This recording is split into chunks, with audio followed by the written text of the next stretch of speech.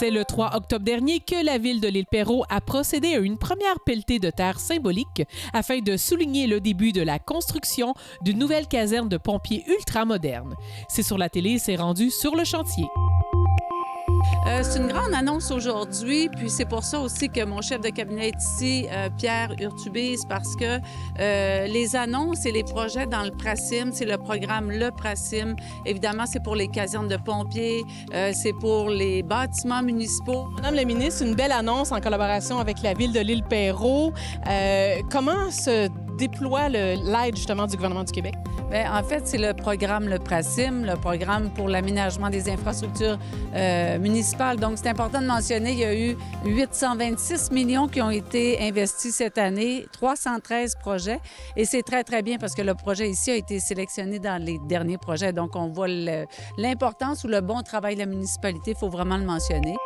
On est ici pour fêter deux grandes nouvelles. L'arrivée de notre nouvelle caserne à l'automne 2025, qui est un investissement de 8 millions, dont une partie de l'aide financière de, moi j'ai le chiffre exact, Madame la ministre, 4 524 040. Je ne sais pas comment on est arrivé à 40, mais on le prend quand même. Un projet d'envergure, on veut que ça soit en synergie avec la vision de la ville. Mais vous aviez déjà une caserne. Pourquoi une deuxième caserne? Bon, la caserne avait aussi une cinquantaine d'années. Elle avait besoin de réparations majeures, mais aussi de mise à niveau. Là. Les incendies, c'est comme tout.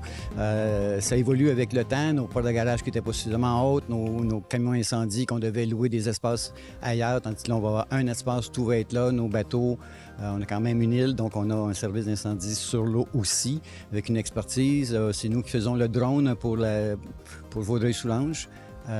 Donc, c'est un bien nécessaire. On se met à la page.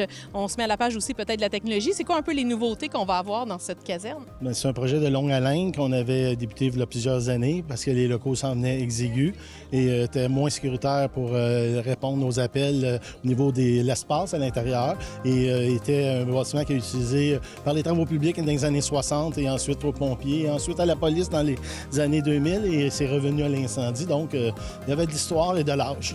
Donc, on a acquis des nouveaux locaux qui vont être avec des espaces mieux adaptés à la réalité des services d'incendie d'aujourd'hui. La construction d'un investissement approximatif de 8 millions de dollars devrait être terminée pour l'automne 2025.